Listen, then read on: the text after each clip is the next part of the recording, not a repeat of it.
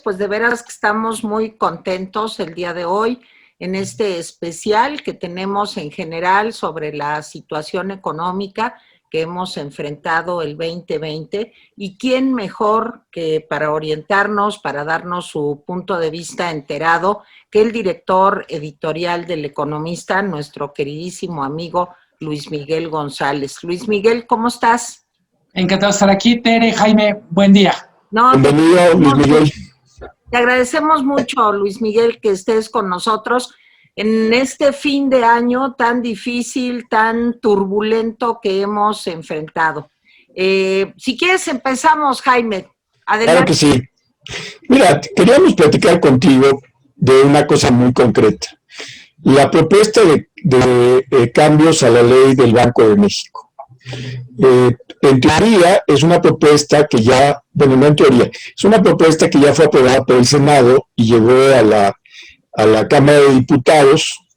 La Cámara de Diputados pues fue la receptora de una serie de observaciones, no solo de quienes dirigen el Banco de México, que sería lógico.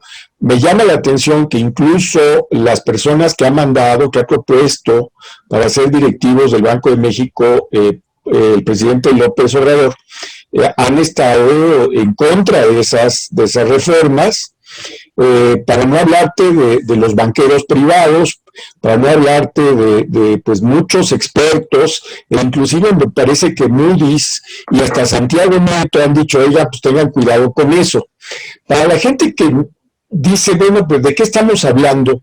Luis Miguel, a mí me gustaría que nos dijeras, ¿por qué tanta controversia con esta propuesta que en teoría es del senador Ricardo Monreal? Creo que la propuesta es un muy buen ejemplo de lo que nos pasa con la 4T. Y voy a suponer por un momento, voy a dar por bueno que hay un objetivo social deseable en la propuesta y que tiene que ver con atender a personas que de manera lícita ganan dólares en México o reciben dólares desde México y que se encuentran con un mercado que no funciona bien, un mercado de divisas.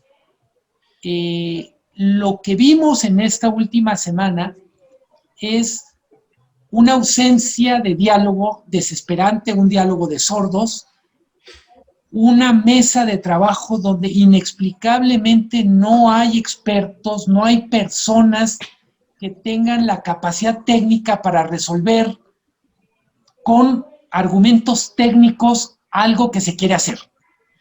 Tenemos una propuesta que, insisto, básicamente lo que dice es, se trata de que se pueda facilitar el cambio de dólares a un tipo de cambio que no implique un robo para quien tiene el dólar, y que en última instancia ese mercado le dé garantías a quien tiene los dólares, a quien los compra, que es el banco. Y el problema desde el principio, donde empezaron a prenderse los focos, es la manera de resolverlo era cargarle todo el riesgo al Banco de México. Entonces, a mí me sorprendió cómo la propuesta se vota y pasa sin modificación, pero también sin discusión. Y obviamente el tema estalla porque las observaciones de los banqueros, las observaciones del Banco de México, las observaciones incluso de algunas calificadoras, el caso de Moody's, dicen, oigan, si pasa en los términos que está, pues lo que está en riesgo es nada menos que la calificación crediticia de México. ¿Por qué? Porque aumenta significativamente el riesgo para el sistema financiero mexicano, para el Banco Central. Yo insistiría, Jaime, Tere, para mí la gran moraleja de esta iniciativa, y con eso lo empato con muchos de los temas que hemos venido discutiendo, que nos han venido preocupando este año, es increíble que haya tal desconocimiento técnico cuando se hace la propuesta de los detalles técnicos, pero sobre todo que al parecer, por manera de cocinar la propuesta, no hay espacio para que los técnicos metan la mano, la mejoren, para que las advertencias de los que saben, neutrales, de repente puedan decir, oye, efectivamente lo que tenemos cumple un objetivo social, pero sobre todo cumple los mínimos estándares técnicos que implican reducir riesgos y maximizar oportunidades. A ver, Luis Miguel, yo creo que es súper importante lo que nos estás diciendo. Fíjate que yo escuché a Patricia Terrazas, la presidenta de la Comisión de Hacienda de la Cámara de Diputados, diciendo pues que esta era una discusión más bien ideológica que técnica, y que es exactamente lo que tú nos estás diciendo. Ahora, contra esto, Luis Miguel, pues no habría salida, porque son dos lenguajes distintos en donde los objetivos son distintos. Ahora, como tú sabes, muchos de los comentarios que se han generado tienen que ver también con la autonomía del Banco de México, y de esto ha hablado tanto el gobernador como los subgobernadores Jonathan Heath y el señor Esquivel. ¿Qué tanto está en juego la autonomía del Banco de México? Te preguntaría yo. ¿Y es posible conciliar estos dos lenguajes, el técnico y el ideológico? ¿O ya de plano nos resignamos, Luis Miguel? No sé cómo la veas. Yo empezaré con la última parte, no podemos resignarnos. Es decir, todos los países del mundo tienen que conciliar objetivos sociales con criterios técnicos. Los que lo hacen bien alcanzan a ser desarrollados, los que lo hacen mal siguen en el subdesarrollo o empeoran.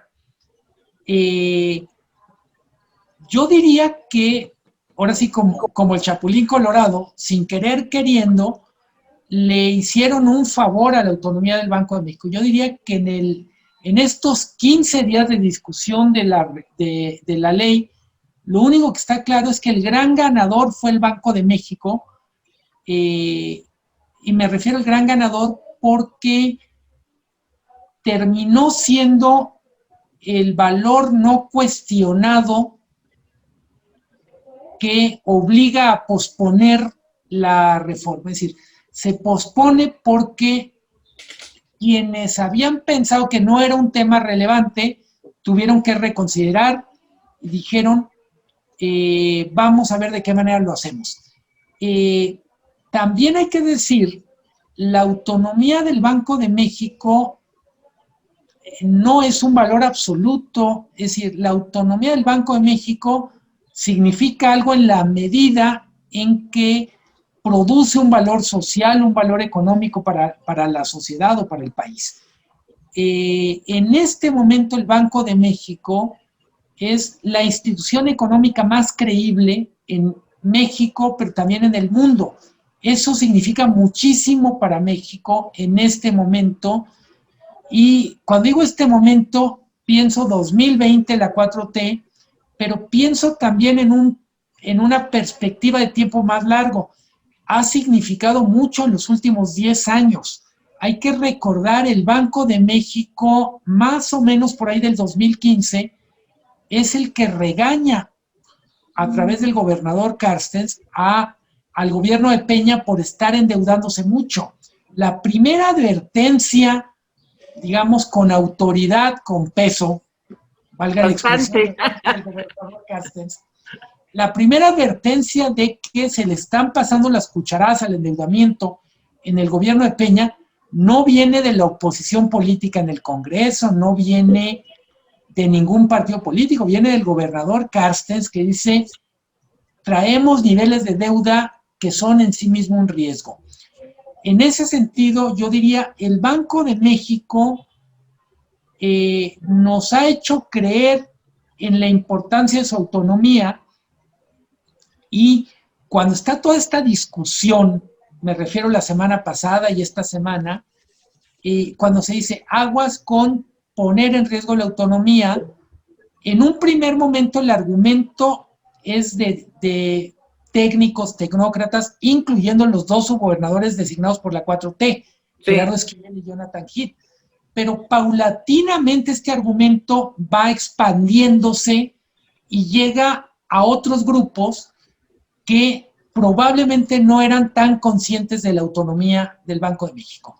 Yo diría, una cosa que es bien interesante de este proceso que hemos vivido es, creo que se volvió mucho más relevante este concepto de autonomía del Banco de México de lo que era hace un año. Creo que el efecto neto de este intento de reforma es un fortalecimiento del Banco de México como institución. Yo solo quisiera poner como un asterisco, en cualquier caso, como sociedad, tenemos que seguirle exigiendo al Banco de México que siga siendo autónomo, pero sobre todo que haga valer la autonomía para temas que valen la pena. ¿Qué entiendo que vale la pena? Pues es el combate a la inflación, el que la moneda valga, pero también que funcione muy bien nuestro sistema monetario y financiero. Hay veces se pierde de vista la gran importancia del Banco de México, tiene mucho que ver con que es el marco institucional que hace posible que los bancos, las casas de bolsa, operaciones tan sencillas como pagar en efectivo o con tarjeta de débito funcionen. Para eso nos sirve como país que el Banco Central sea autónomo, pero sobre todo que además de autónomo sea eficiente. Es un banco que en términos generales es muy eficiente y eso es precisamente lo que hace que se prendan todos los focos rojos en el tablero cuando vemos la iniciativa, pero insisto, vemos la iniciativa y sobre todo los términos casi tan chicharroneros en los que se discutía. Muy bien, Jaime. Sí, bueno, los expertos han dicho que realmente, dando por sentado el aparente interés en beneficio social que tú hablabas, Luis Miguel, de ayudar a la gente que recibe dólares, ya sea por la vía de las remesas o por la vía del turismo, los expertos dicen, es irrelevante eso, porque es el 1% de lo que se recibe. La mayor parte de lo que se recibe en remesas, decían, son transferencias. Y los circuitos turísticos lo reciben por tarjeta de crédito. Entonces decían eso. Mira, yo no me gusta mucho la especulación de los que dicen que fue una sugerencia del presidente López Obrador a Ricardo Monreal. Yo no lo sé. Eso, me gusta analizar los hechos en general.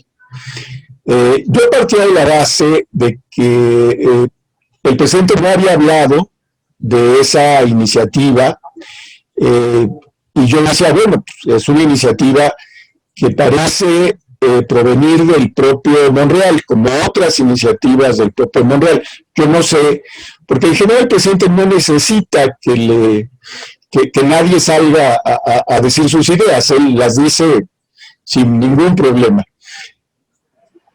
Me esperanzaba el hecho de que se había pospuesto la discusión y de que el presidente no había intervenido en esta discusión. O sea, esto da un buen panorama para que en febrero que se retome la discusión se haga con expertos y no de manera chicharronera, como tú dices. Pero ayer el presidente se refirió a la mañanera al tema y a mí no me parecen buenos presagios. Por un lado, el presidente dice que qué bueno que se haya aplazado la discusión para que se escuchen todos los puntos de vista, pero luego dice que es una exageración decir que se afecta la autonomía. Es una primera cosa. Que no, hombre, están exagerando, no se afecta la economía. Y luego, segunda cosa, dice, están exagerando porque los financieros son muy dogmáticos. Ojo, segunda cosa. Y tercera cosa, dice, ya es hora de que el Banco de México ayude al crecimiento y el bienestar y no solamente al control de la inflación. Tres cosas. ¿Qué opinas de esas tres cosas que a mí pues me ensombrecen el panorama para febrero del año que viene? A ver, yo parto del supuesto que todas las ideas, todos los supuestos deben discutirse. que es verdad que cuando el presidente entra a una discusión, su intervención tiene que ser vista de otra manera, hay un peso específico de la presidencia como institución. Pero voy a decir una cosa que, digamos, me coloca en una posición un poquito peculiar. Yo sí creo que hay un problema social con el tema de los dólares, que en Ciudad de México no se ve en su magnitud.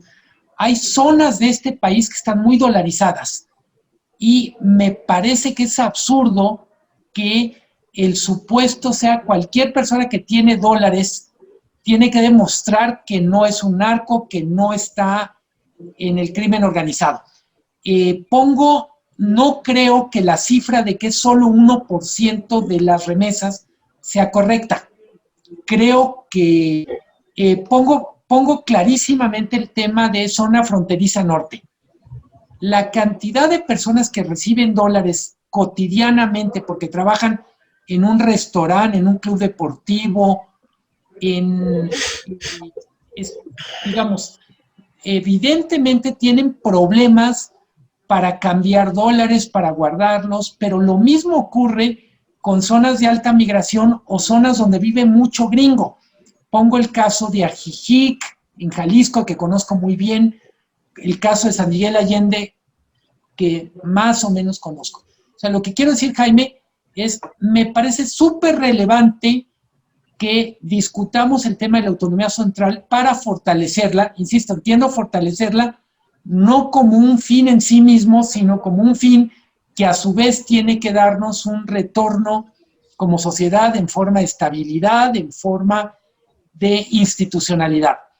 Pero me parece que no es del todo incorrecto pensar o argumentar que tenemos un mercado de divisas que funciona muy mal en zonas dolarizadas. Un mercado en donde, en pocas palabras,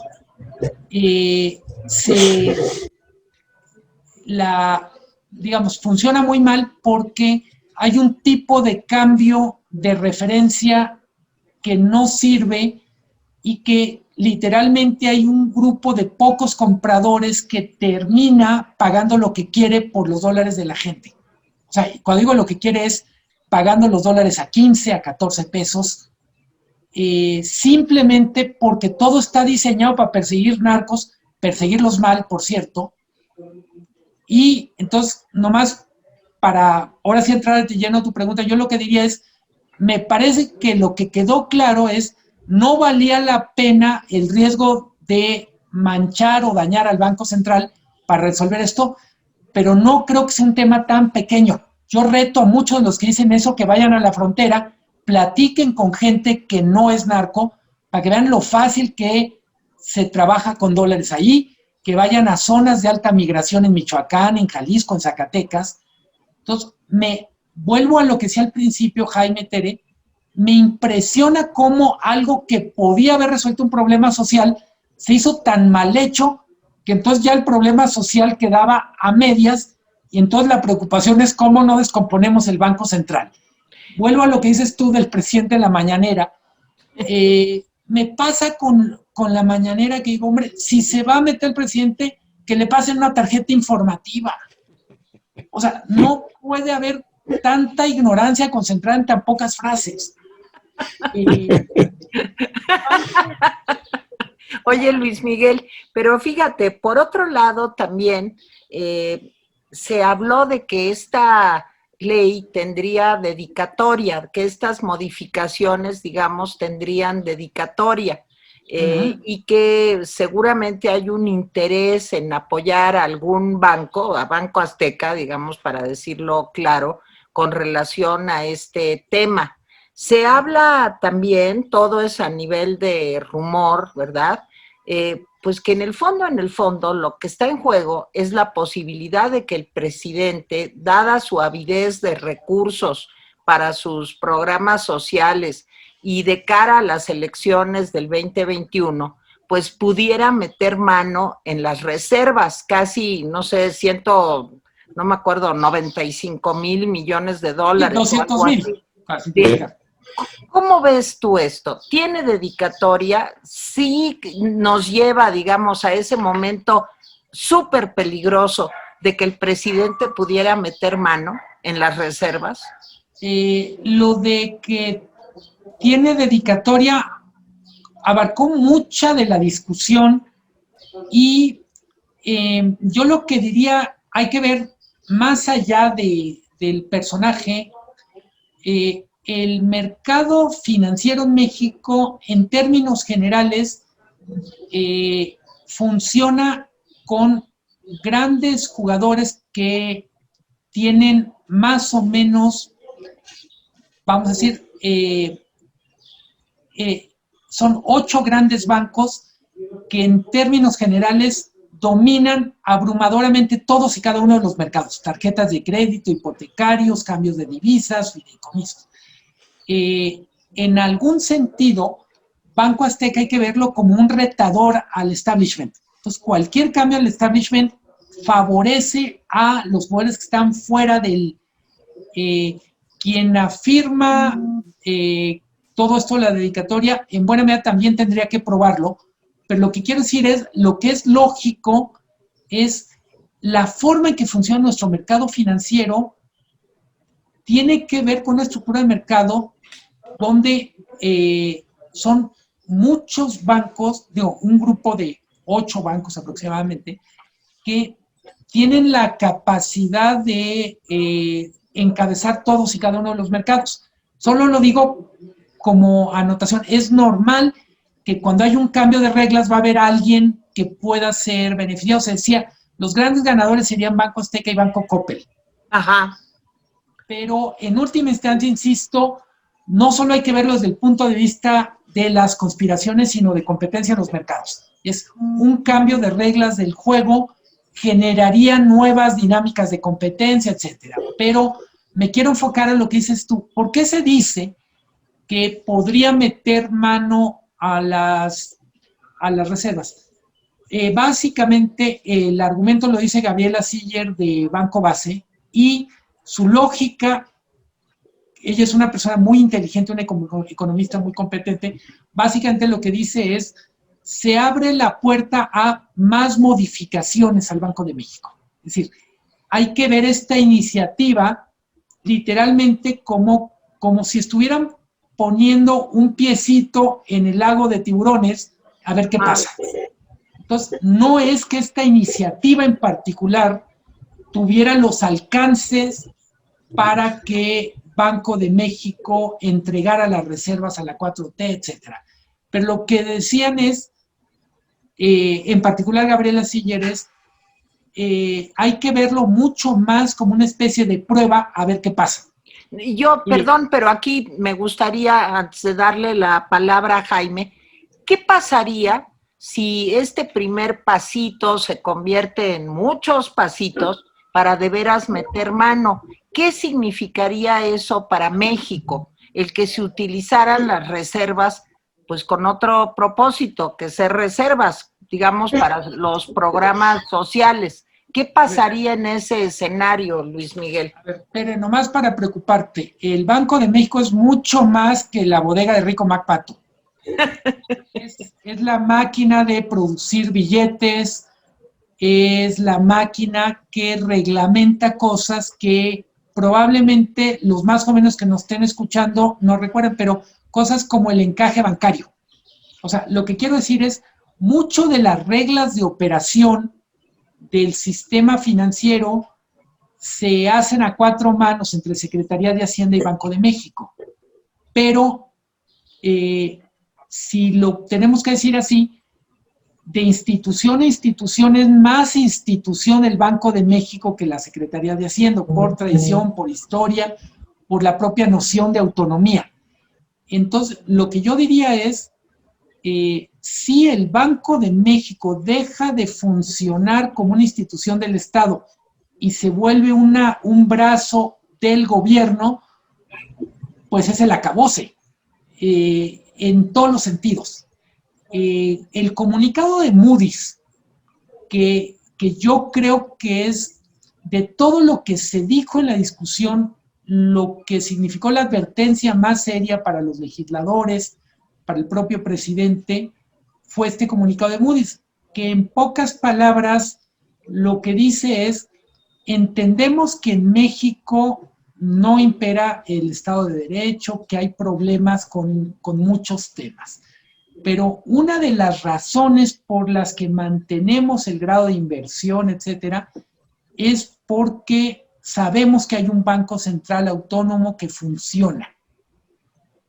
Entonces, el que el banco, literalmente, en el que si el escenario es descomponemos una de las cosas que efectivamente funciona bien, muchas cosas más pasarían. En una parte de la discusión sobre si le quieren echar mano a las reservas se abrió porque trascendió una de las minutas de Pemex hace aproximadamente 3 semanas, donde uno de los consejeros de Pemex proponía que se usaran las reservas del Banco de México para disminuir la deuda de Pemex. En ese sentido, tú decías, se utilicen para los programas sociales. O para salvar a Pemex, da igual. O para financiar el Tren Maya, o para hacer Dos Bocas, o cualquier cosa. O sea, el problema para mí es pedirle de más al Banco de México, pedirle que muchos de sus recursos, que no son del banco, tampoco el gobierno, son, vamos a decir, patrimonio de la sociedad mexicana, si se puede poner, aunque sea un poco cursi. Entonces, todo lo que significa el Banco de México lo tenemos que cuidar porque es de todos, no es del gobierno en turno. Si me apuras, tampoco es de la gente que trabaja en el Banco de México. Decía Jaime, porque olvidé comentar, en la conferencia se refiere al tema de que el Banco de México también se haga cargo de otras cosas aparte de la inflación. La discusión se conoce técnicamente como el doble mandato.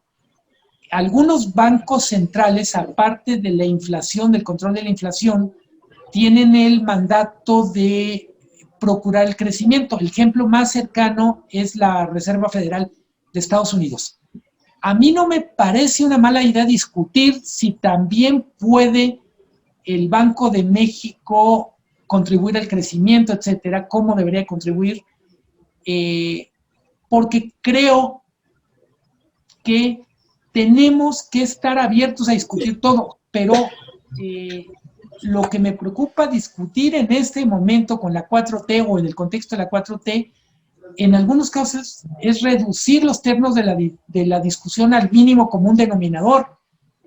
O sea, yo lo que pienso es, nos serviría como país discutir nuestras instituciones permanentemente en el ánimo de renovarlas, mejorarlas. La lógica, yo lo escribí hace 3 o 4 años cuando empezó esta discusión del doble mandato y decía, a ver, tienes el cuerpo más eficiente del país de economistas, el colegio de economistas, digamos, más eficiente en el Banco de México. Históricamente cumplió satisfactoriamente el objetivo de bajar la inflación. Tenemos 25 años sin crecer. No estaría mal que el Banco de México, en un primer momento, casi como think tank, empezara a tomar más en serio que aparte de inflación, veamos cómo crecer. Pero insisto, con la 4T, el riesgo es que termine siendo una cuestión muy básica, muy empobrecedora para el Banco Central. Ese es el riesgo. Jaime. Gracias por darme la palabra. Yo ahí te diría que la burra no era arisca, ¿sí? Pero el presidente está claro que no le gustan los órganos autónomos.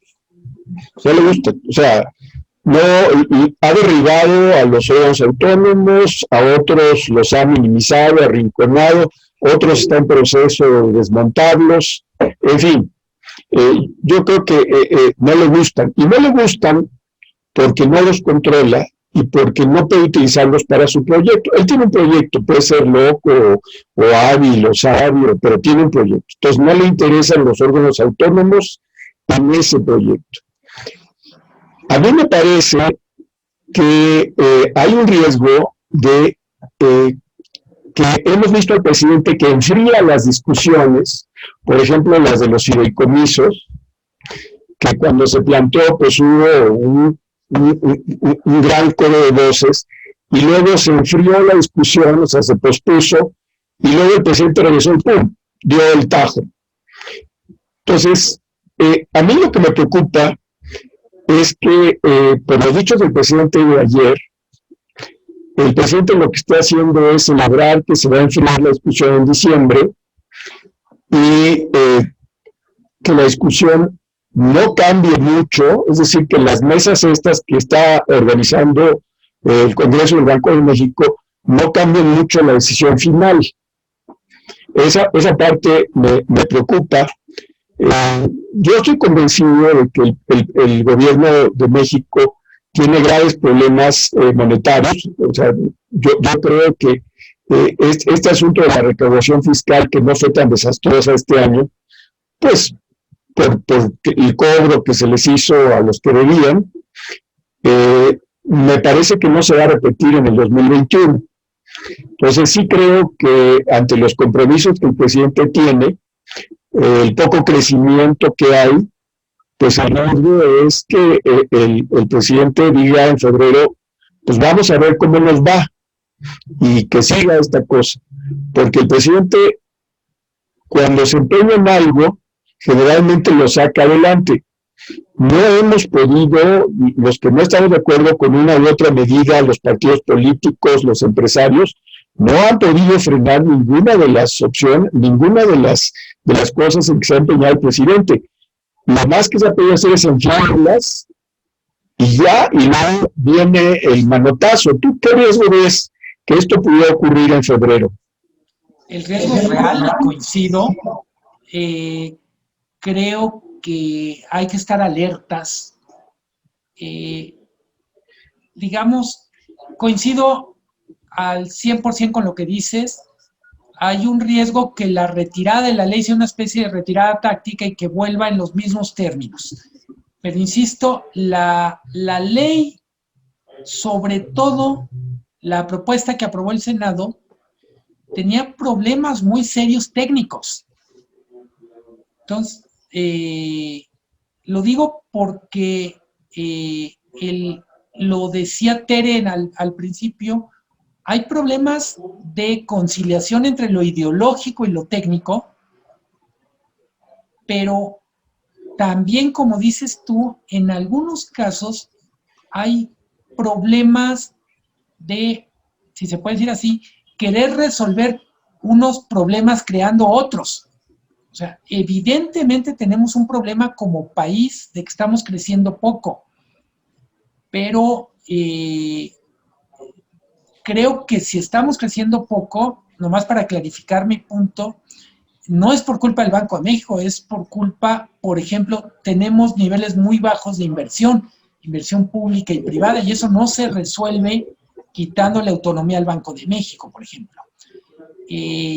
Desde mi punto de vista, y coincido al 100% contigo, Jaime, quienes creen que esta discusión terminó porque se le puso pausa, más vale que revisen lo que ha pasado con otras iniciativas. Del otro lado, creo que es muy importante entender que muchos de los temas que México está discutiendo se están discutiendo en el mundo. Yo distinguiría, hay países que lo están resolviendo mucho mejor y países que lo están resolviendo peor. Entre las cosas que van a ponerse en juego con la redacción de la nueva Constitución chilena es el estatus de autonomía del Banco Central, por ejemplo. Esperemos que los chilenos tengan la sabiduría para hacerlo bien. Pero lo que quiero decir es, hay que ser conscientes que en el mundo entero muchos de los temas que estamos discutiendo están en el orden del día en las discusiones y no necesariamente es el mejor momento para discutir. La gente, estamos muy enojados todos contra todos, son sociedades muy polarizadas, estamos en medio de una crisis, insisto, en medio de una crisis. Esto no ha terminado, ni en el frente sanitario, ni en el frente económico, mucho menos en el frente social. Y en ese sentido, así como tenemos que estar preparados para que esta discusión sobre mercado de divisas, etcétera, y reformas a la ley del Banco de México se resuelva en los mejores términos, creo que también hay que ser conscientes que va a venir una...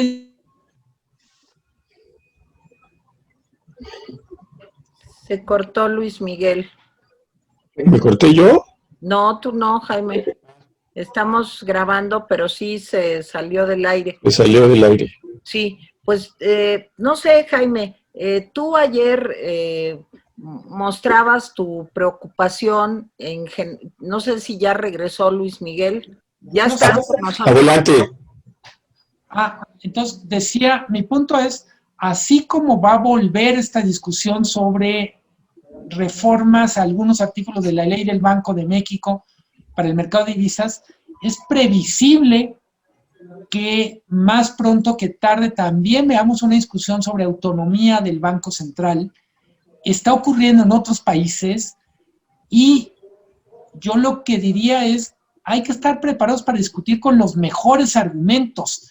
Probablemente lo que requerimos como país es que pongamos al día la noción de autonomía, reflejando lo que aprendimos en 25, 30 años de la autonomía en su etapa moderna, y que de alguna manera entendamos la propia noción de autonomía no está escrita en mármol o en bronce, sino es un concepto vivo que, insisto, yo lamento que muchas de estas discusiones nos estén tocando en el contexto de la 4T, donde con frecuencia hay una especie de vendaval casi antiintelectual, muy como alérgico al conocimiento técnico. Pero insisto, autonomía, en muchos países se está discutiendo el tema de la autonomía de los bancos centrales, en parte para actualizar ciertas cosas que aprendimos con la crisis del 2008, con la crisis del 2020, y, insisto, creo que por principio es sano discutirlo, siempre y cuando del otro lado haya buena voluntad y ganas de llevar todo a un mejor punto. Luis Tere, ayer, ¿te congelaste? Aquí estoy. Ayer, pues digo, todos nos sorprendimos, o al menos yo me sorprendí. A veces Jaime y yo no coincidimos en algunas cosas. Yo me sorprendí mucho, pues por este aumento del 15% de los salarios mínimos, y todo tiene que ver pues con lo mismo, ¿verdad? A lo mejor las decisiones se toman pues sin considerar otros aspectos técnicos, la necesidad de inversión privada, la necesidad de certidumbre que tiene la inversión, en fin. ¿Cómo evalúas tú este 15% de aumento? ¿Qué consecuencias crees que esto tendría en general para una economía pues que por lo pronto ya se ve que va a terminar el año con un decrecimiento de alrededor del 9%? ¿Cómo ves esto, Luis Miguel? El primer comentario de pronto te diría es lo que se puede hacer en una mesa de negociación no necesariamente se puede hacer en la realidad. En la mesa de negociación tenía mayoría absoluta la posición del presidente y pues vamos a decir, ganaron esa discusión. El problema que para mí es más relevante es en el mercado laboral, muy probablemente este aumento del 15% se traduzca en más informalidad y en menos empleo formal. Entonces, desde mi punto de vista, no hay una ventana económica que mejor exprese el punto de encuentro entre lo social y lo económico que el mercado laboral. En el mercado laboral se nota todo. Qué tan competitiva, qué tan productiva es la economía, cuál es la relación de poder entre patrones y trabajadores, cómo funciona el arbitraje del Estado y un montón de cosas. El gobierno, entre comillas, consigue imponer su punto de vista y hay que reponer todo el tiempo que perdimos dejando caer los salarios. El problema, como yo lo veo, es el mercado laboral mexicano tiene muchas manchas, muchas grietas. Uno es el bajísimo nivel del salario mínimo, pero el otro es el alto nivel de la informalidad. Y el gobierno va a conseguir que mejore formalmente el salario mínimo, pero muy probablemente el resultado en el mundo real, más que una mejora de las condiciones de los trabajadores, sea un incremento de los trabajadores informales. Los informales, para poner los números, es casi 60% de los trabajadores totales. Ese es para mí el riesgo. Sí. Mira, yo no creo, siempre que me dicen que hay decisiones ideológicas, contradicciones técnicas, me parece un mal argumento, un argumento tramposo, porque no hay técnica sin ideología atrás. O sea, partamos de esa base. Tú tienes una ideología y de esa parte desarrollas una técnica. Decir que detrás de eso no hay una pureza, pues no hay una pureza. Todo, detrás hay una idea política de las cosas. Entonces, a mí me intriga la idea política del presidente, te soy sincero, porque ni siquiera es una idea política como la del marxismo que yo estudié en los 70s. Es una idea política como salida de los años 50, 60 de este país. Entonces, en fin, esa idea justiciera del presidente, digamos, ¿no? Y creo que la discusión sobre el salario mínimo, pues está ahí la decisión justiciera del presidente, y no sube 15%. Si a mí me preguntan en seco si me parece bien un aumento del 15%, pues me parece bien, porque el salario mínimo ha venido decreciendo desde finales de los 70s, con algunos años en donde se ha detenido, se ha recuperado un poco, pero ha sido brutal la caída de eso. Entonces, a mí me parece bien en seco el aumento del 15%, pero me parece que el presidente pues da un machetazo justiciero, pero no colabora en que eso se pueda volver realidad. No sé si me estoy explicando. Ayudar a que las empresas puedan aplicar ese 15% sin despedir gente, por ejemplo, ¿no? Tú decías que el mercado informal es casi el 60%, sí, es como el 56%, un poco más, pero digamos que es el 60%. Ese 60%, según el INEGI, produjo en 2019 el 23% del PIB. Es decir, el 60% de la población, el 23% del PIB, menos de una cuarta parte del PIB.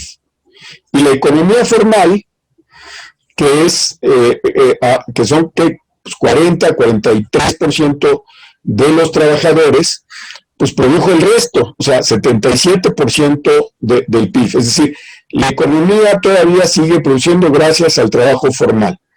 Yo creo que una de las cosas que debería hacer el presidente, en lugar de dar tantos proyectos sociales, es lograr que más gente se vuelva formal, porque eso es lo que al final te da un futuro. El presidente me parece que lo que está haciendo es alimentar la informalidad. Entonces, por un lado, si yo te pregunto, o le pregunto a Tere, que son gentes de bien, oigan, después de todo la golpiza que se le ha dado el salario, ¿les parece bien un 15%? Pues me van a decir que sí. Pero si me dicen, oye, pero pero resulta que la economía se cayó un 9% y eso no lo está contando. Y si además de eso no está ayudando el gobierno a las empresas, no hablo de las grandes empresas, no hablo de Bimbo o de Carso, no, hablo de empresas, las que dan el empleo, pues. Entonces, si no está ayudando el gobierno, pues lo que está haciendo es que este afán justiciero, finalmente, pues no significa un afán justiciero, sino la ida a la informalidad.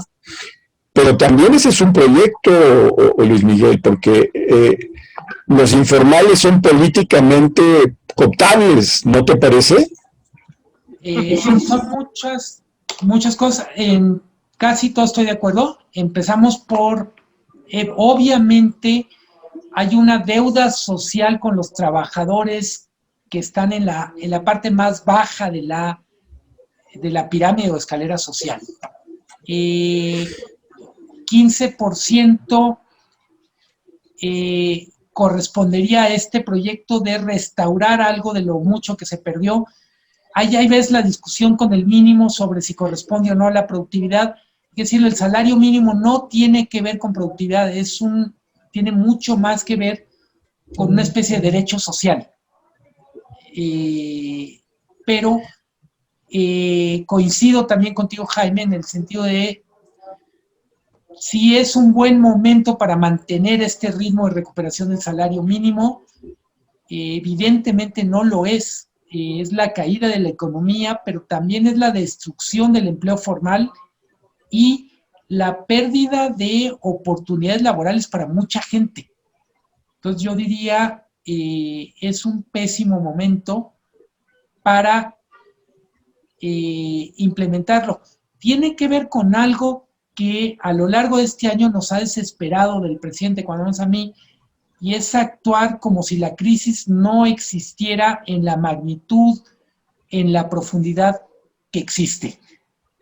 Ya salimos, México encontró una especie de receta que ni Obama encontró y ese tipo de cosas, ¿no? Lo cierto es, no es que se diga que es la mayor crisis desde la década de los 30 del siglo pasado, y hay que tomarla en serio en términos de no jugar mucho con la maquinita porque se puede romper. Yo por eso decía, una cosa en la mesa de negociación, tú dices, yo tengo mayoría porque soy gobierno más sindicatos y decido que es el 15%, pero lo más importante va a ser cómo esto se traduce en la realidad. ¿Qué va a pasar? La experiencia pasada es que va a aumentar la informalidad, dices tú. Detrás de eso puede haber una apuesta política. La verdad es que lo informal en algún sentido también es muy volátil políticamente. Sí. Y si no, pregúntenle al PRI. Sí, en ese sentido me parece que no está claro. También coincido contigo, Jaime, no podré coincidir más. Un objetivo social debería ser reducir la informalidad. Informalidad significa vulnerabilidad para los trabajadores, significa debilidad de los ingresos públicos, significa, en algunos casos, aprender a convivir con un universo paralelo donde lo que son derechos para los que estamos de un lado, en el otro caso son concesiones, son relaciones muy, muy inequitativas. Si las relaciones en la economía formal son desequilibradas, inequitativas, pues en la informalidad es todavía peor. Entonces, coincido con prácticamente todo lo que dijiste. Pues de Luis Miguel González, Jaime Guerrero y yo, de verdad te agradecemos muchísimo, muchísimo que hayas estado con nosotros el día de hoy. Creo que ha sido muy interesante escucharte y espero que el 2021 pues tengamos la oportunidad de volver a platicar contigo y feliz año, Luis Miguel, y gracias por todo. Feliz año, Tere, feliz año, Jaime. Me quedé pensando con la pregunta. Yo la dejaría en que en el 2021 tengamos la oportunidad, puntos suspensivos. Muy bien, gracias. Le hace Luis Miguel una voz razonable. Es que luego la ultra de Tere es terrible, entonces qué bueno que oímos tu voz razonable, mesurada. Gracias mil. Ahora que soy ultra, Luis Miguel, hazme favor. Bueno, te mandamos un gran abrazo y ahí estamos en El Economista leyéndote y leyendo también a Jaime Guerrero, y yo también tengo el privilegio de escribir en este periódico. Muchas gracias, Luis Miguel. Sí, quiero cerrar el programa agradeciéndoles sus contribuciones para El Economista, inteligentes, informadas, apasionadas. Un abrazo. Gracias. No, ahora ultra, soy la ultra, qué horror, como Ultraman seré. Querido Luis Miguel González.